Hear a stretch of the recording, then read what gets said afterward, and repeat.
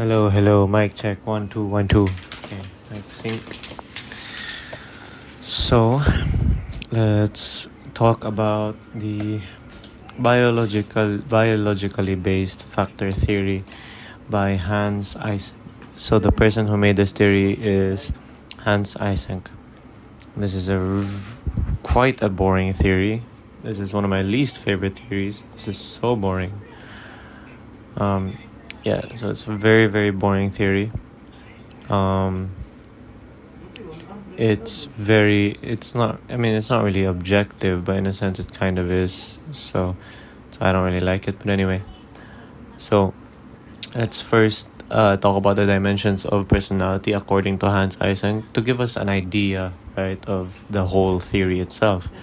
So Hans Eysenck basically had three main personality factors, and this is extraversion, neuroticism, and psychoticism.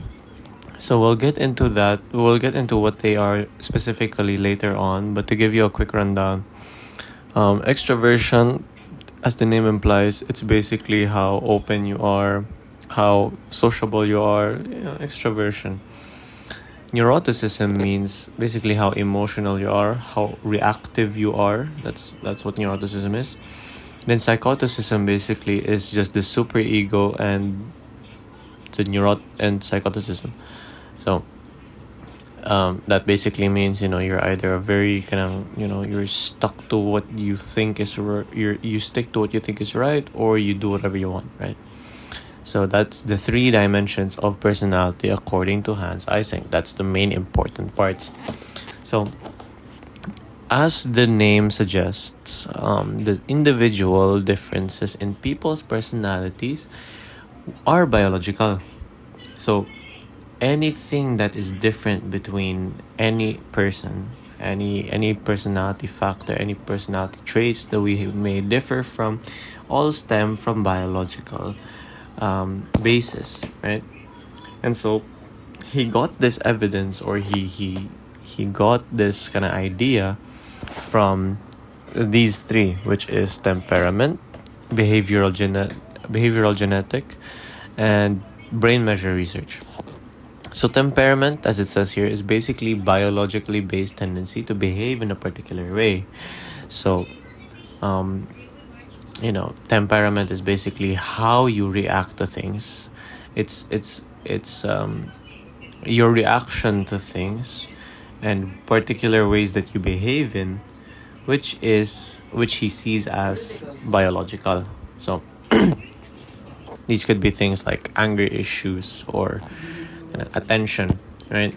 Where these aspects of behavior are kind of passed down from your from your parents, let's say. So that's one way where he based this whole theory of this. First of all, your temperament, which comes from biological basis. Next is behavioral genetics, and this is basically where where studying behavioral genetics helps us understand the role of heredity in behavior. So again, it's the same thing as temperament, but it's understanding the genetic itself that has the role in heredity, or has the role in hereditic behavior, if I'm not saying that wrong. And lastly, we have brain measure research.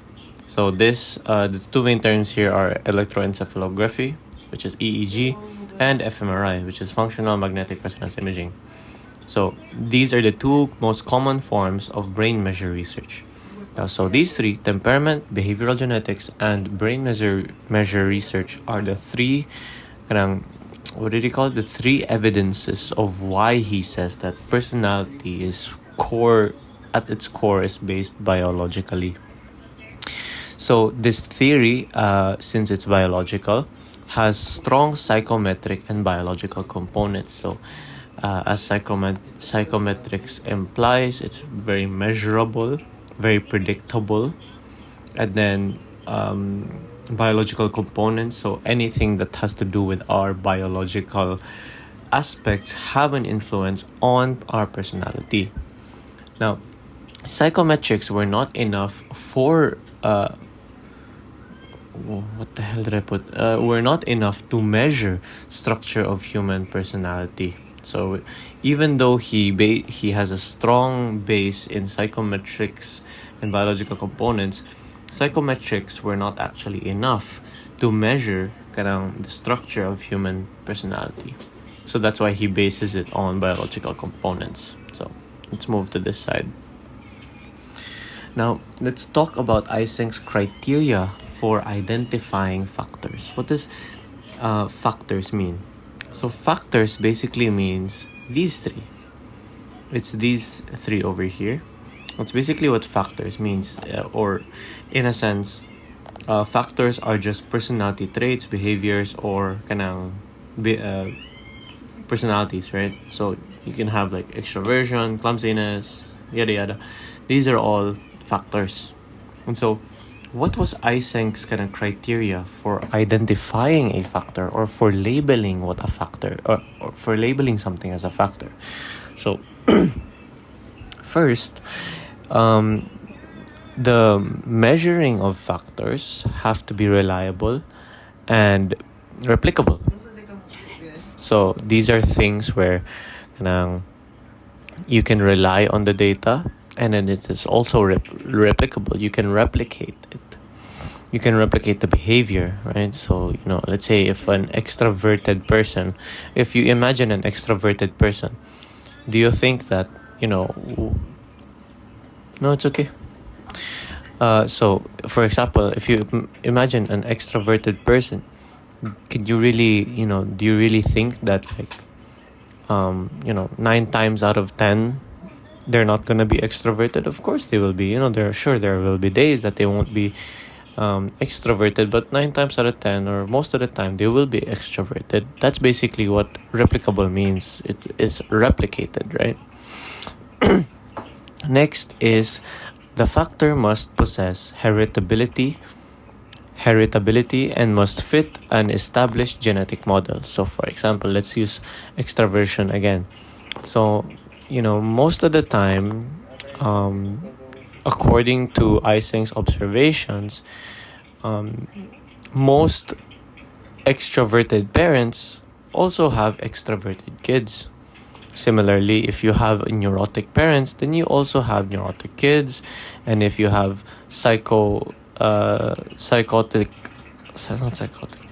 if your parents are high in psychoticism, then you are also high in psychoticism. So it has to be heritable, and then it must fit an established genetic model. So there are multiple genetic models, but basically that's what it is. Next is that a factor must make sense in the theoretical view. So he used deductive method, which means starting out with a theory, then gathering data that is logically consistent to the theory. Now, of course, we know that it is argued that sometimes it is better for inductive, where you start with observations and you create the theory, or some would say deductive is better, where you start with a theory, and then you build your information, or you collect data that supports it or goes against it, But the idea here is that it makes sense. Eysenck's theory, biological theory, makes sense in a theoretical view, and it is constructed deductively, or it uses that deductive method. And then lastly, a factor must possess social relevance. What does social relevance mean? Well, in the term itself, it has to be relevant socially. So these factors must affect your social circle or your social life.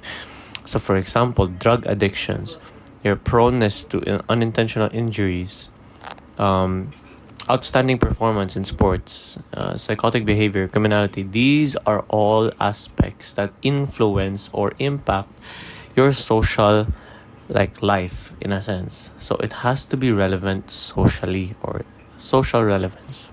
So again, to reiterate, these are the factors for identifying, or these are the criteria for identifying factors. Has to be replicable and reliable, has to be heritable, has to make sense in a theoretical view, and has to have some sort of social relevance. Yeah. Now let's talk about the hierarchy of behavior organizations. There's only 4 levels.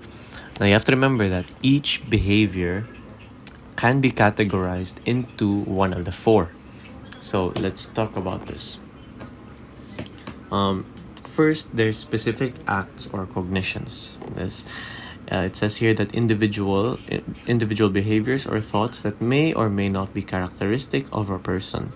So this could be like, dependent on the situation, where if you're presented with a certain situation, or you're put in a specific situation, you may react a certain way, or you may be forced to act a certain way, but that's not really who you are. So that's why it may or may not be a characteristic of a person. So next is habitual acts or cognitions. And these are responses that recur under similar conditions. So let's say if you are put in a specific situation repeatedly, and your behavior is also repetitive, which means you do the same thing over and over again. This is a habitual act or a cognition. And then next is a trait. So these are semi-permanent personality dispositions, and it is defined in terms of significant intercorrelations between different habitual behaviors. So from what I understand of this is that different habitual behaviors has significant interconnectiveness or intercorrelation. So for example, if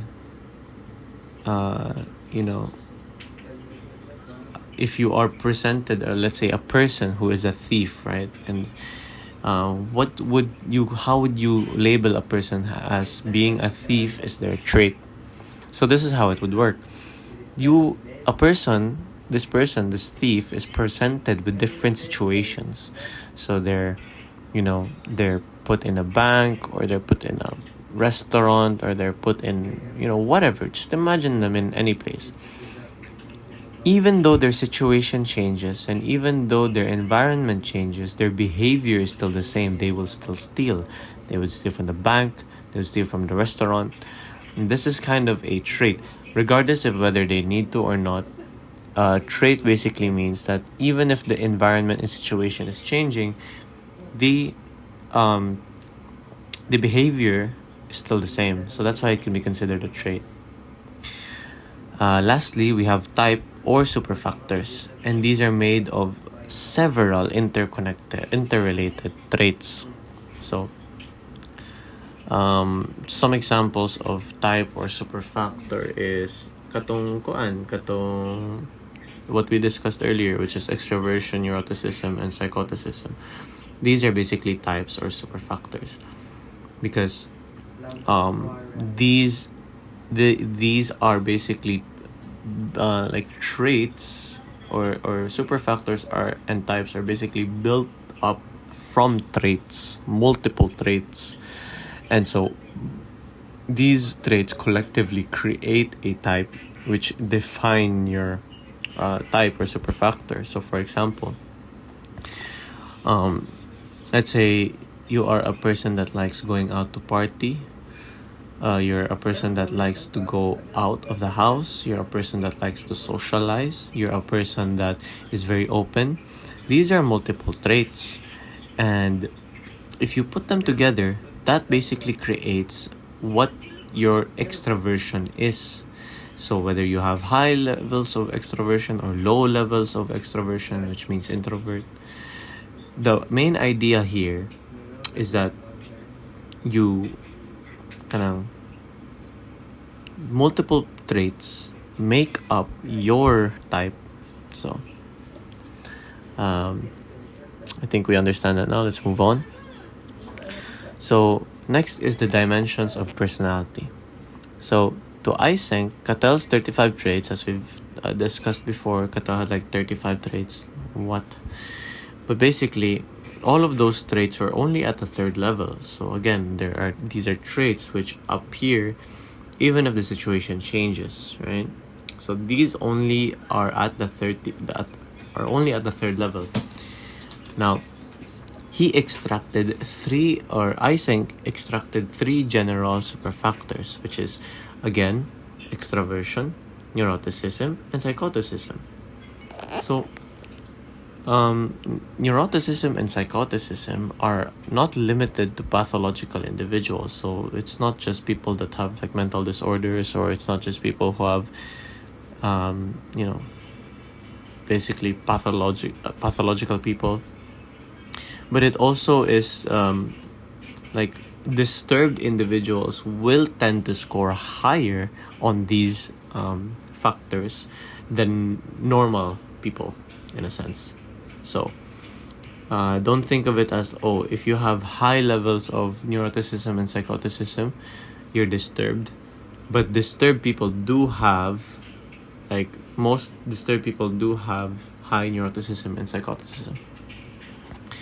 So next, let's talk about the 4 criteria for identifying personality dimension. So what exactly is personality dimension? I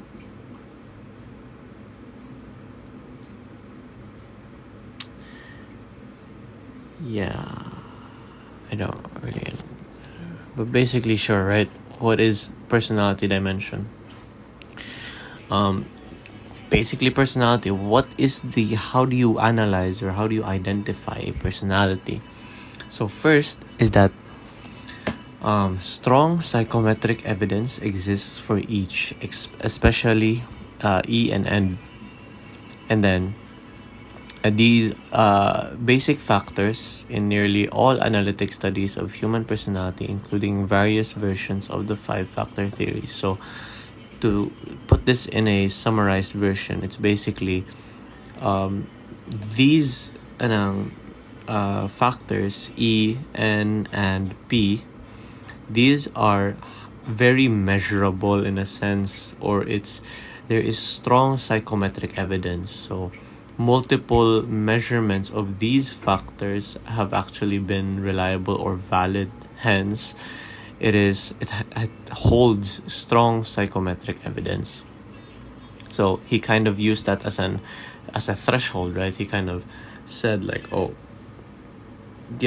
if it's the better, you could use these better if you could defend it with stronger evidence, which he does do with psychometric evidence. Second is that Eysenck argued that a strong biological base exists for each of his 3 superfactors. So at the same time, he claimed that traits such as agreeableness and conscientiousness, which we got from Ocean, do not have an underlying biological foundation. So to put it simply, he thinks that Eysenck thinks that neuroticism, psychoticism, and extraversion all have biological basis. They come from heredity, so you get them from your parents and your genes, and it is identifiable where exactly the part of your brain or nervous system is affected when measuring these factors. Now, he says here that agreeableness and conscientiousness basically don't have biological foundations, meaning, so let's define agreeableness and conscientiousness. Agreeableness is how agreeable you are, obviously, and then conscientiousness is how clean you are, your mentality on things, your in a sense, your work ethic, right? So agreeable, he saw that, or to him, he views agreeableness and conscientiousness not really biological. It's not something heretic. It's not heretic, right? It's not something that you got from your parents. It's more so something that you learn through your environment. So he didn't include this in his, super factors or his types. And this is why, and this is one of his reasons as to why he focuses more on the P, N, and E, which means, he focuses more on the P, E, N, and that's because of their biological basis, or he sees them as having biological basis. So thirdly is that Eysenck's 3 personality dimensions make sense theoretically. Simply, that's it. And then fourth is that Eysenck repeatedly demonstrated that his 3 factors could relate to social issues. Because drug use, sexual behaviors, criminality, preventing cancer and heart disease, and creativity. So all of these factors, basically the PEN, relate to social issues. So he saw that I think that, like, if I was to guess here, he saw that people who have drug use problems have high neuroticism, or same thing with sexual behaviors, or for criminality you may have high P levels, which is psychoticism, and then creativity you have high P levels. So these aspects of life, right, these are all social aspects, and would you like, he sees the 3 factors as affecting these social aspects, and this is why this is one of his criteria for seeing this as a personality dimension. So again, extroversion, neuroticism, and psychoticism. So let's talk about the biological basis of personality. So according to Eysenck, personality first let's go back here and let's really talk about extroversion, neuroticism, and psychoticism. So let me just do that.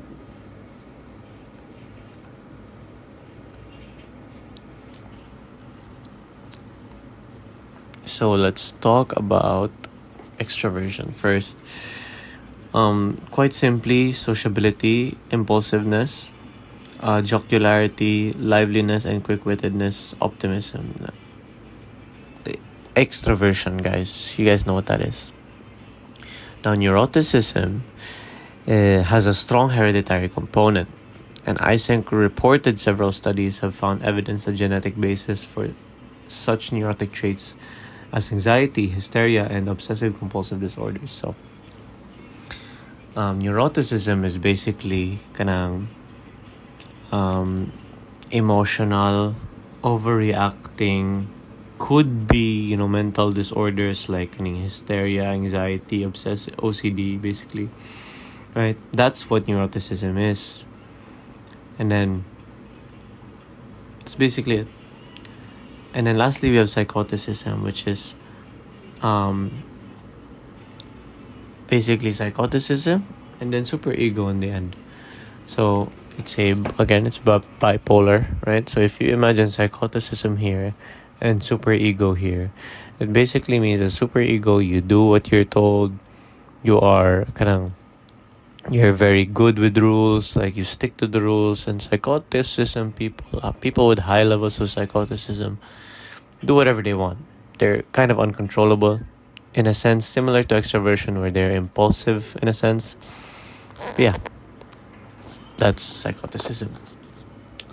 So let's go back to the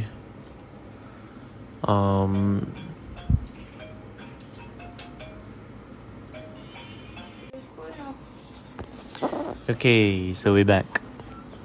So let's now talk about the biological basis of personality. So ang kaning koan,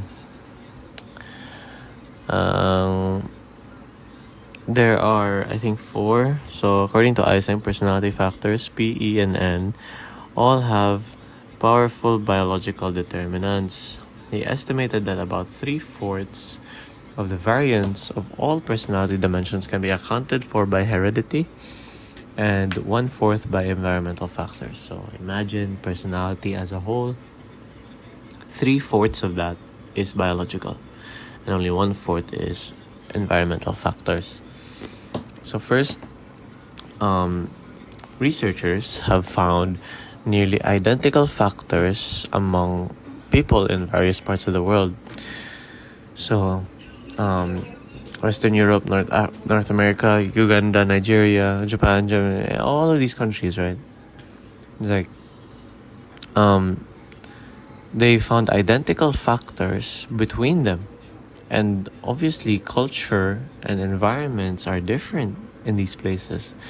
Hence, why are there similar factors or identical factors? This is why he came up with biological factor or biological based. Second, evidence suggests that individuals tend to maintain their position over time on different dimensions of personality.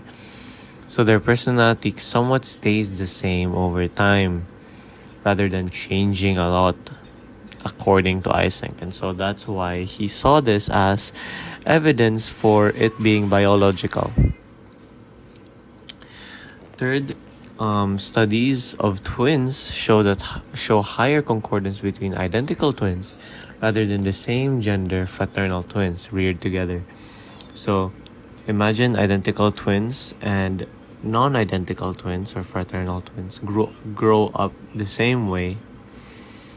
They're going to have, the identical twins are going to be more similar or have more concordance rather than the same gender fraternal twins. The same gender fraternal twins will have more differences, even if both the types of twins grow up the same way. So this suggests that genetic factors play a dominant part in determining the individual differences of personality.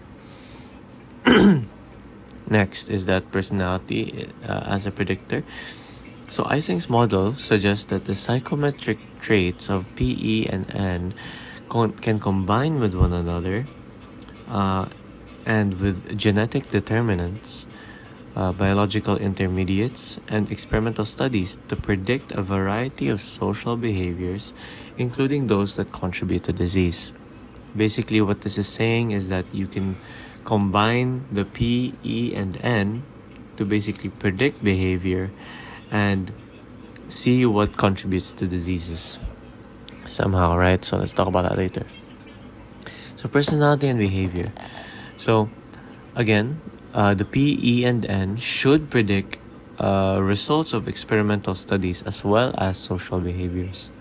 Now, Eysenck further argued that many psychology studies have reached erroneous conclusions because they ignored personality factors. They kind of just saw small bits of observations and pieces of information on a person's personality, but they ignored personality factors as a whole. So that's why he kind of saw these old psychological studies, as erroneous. So Eysenck hypothesized that psychoticism is related to genius and creativity. So if you guys remember, psychoticism is basically superego, right? So psychoticism is on one end, superego is on another. So he related high levels of psychoticism to genius and creativity. So many children have creative ability and are non-conforming, and they have weird, unorthodox ideas, but they grow up to be non-creative people. And Eysenck found evidence that these people actually lack high P scores, or they score low on psychoticism. Children who have the same creative potential, who are high in psychoticism, are able to resist the criticisms of parents and teachers and to emerge as creative adults. So the more that you do what you want and the more you don't allow your parents or teachers to tell you to be stuck in a certain box, then you emerge as a creative adult. Now, Eysenck reported that both high P scorers and high E scorers, so P and E, are likely to be troublemaker children. So obviously, if a person is high in P, which means they're non-conforming, and they're also high in E, which means they're very social, you have a recipe for disaster there. Next is personality and disease. So Eysenck and David Kissen found that people who scored low on neuroticism tended to suppress their emotion more, and they were much more likely in high-end scores to receive a later diagnosis of lung cancer. So think of it this way. If you have neuroticism, again, basically means reactivity, emotionality. So if you score low on this, right, in a sense, it's kind of like you're holding your emotions in. You're not letting it out. You're bottling it all up. And that's kind of, they saw this, and it was somewhat correlated with receiving later diagnosis of lung cancer. And then that's if you score low on your autism, right? Because you're holding it in, you're bottling up all your emotions, your reactions. But what's the effect on the other end when you're high on your autism? When you're too emotional, when you're too reactive, well, that's obviously gonna take a toll on your heart instead. And so your heart is going to be the one with disease or issues. Next is Eysenck teamed with Yugoslav physician and psychologist Ronald Matisek to investigate not only the relationship between personality and disease, but also the effectiveness of behavior therapy on prolonging the life of cancer and CVD patients. So they tried to investigate the relationship between personality and disease, and they also looked at the effectiveness of behavior therapy. Now, they categorized them into 4 types. Type 1 is hopeless individuals, and they don't think they'll be okay. And these individuals mostly had cancer. Type 2 were frustrated types, so they were angry at the fact that they can see that they can be better, but they're not. So they're frustrated. And these usually resulted in some type of cardiovascular disease. Next is type 3, which is ambivalent. They can go from sad or happy or neutral. It just depends on the day. And then type 4 is healthy manifestation. You don't think about negative things when you're sick or diseased. So these are the kanang behavior therapy. Now, Eysenck pointed out that studies on relationship between personality and disease do not prove that psychological factors cause cancer and heart disease. It's more so correlation, not causation. Now, let's talk about biological basis for extroversions, the last one, or last two. So, again, to reiterate, personality dimensions are not created from culture or arbitrary creations, but rather they result from basic genetic makeup and neurophysiological makeup, right? So if there were a biological basis to personality, 2 key assumptions should hold true. So the first one is that neurophysiological differences should exist between people high on one end of a dimension and those high on the other end of the dimension. So since we are basing this, or since this theory is based on biological factors, one specific idea should hold true. If you take one person that's high on extroversion and another person that's high on introversion, there has to be a genetic or biological difference between them both that is noticeable and measurable. Second, the basic personality dimensions should be universal and not limited to a given culture. So, they should be seen all around the world, not just in one place or in one culture, but it should be this behavior or this or personality dimension should be seen in everyone, and not just people of a certain culture or place. Now, let's go back to biological basis of extroversion. So basically what they found is that introverts have a lower threshold for arousal. So because obviously introverts we might wonder, why are they so shy, or why don't they like going out? And then this is because they actually have a lower threshold for arousal. Lower threshold basically means that the slightest bit of stimuli is enough to arouse them. And so they have a lower threshold for arousal. And this extroversion introversion is more seen in the cortical and reticular areas. If we're talking about neuroticism, it's basically the same thing as extroversion introversion. But the difference is that the arousal is in the limbic system instead of the cortical and reticular areas. So, and lastly, the what is it called? Lastly, the critique of Eysenck is that so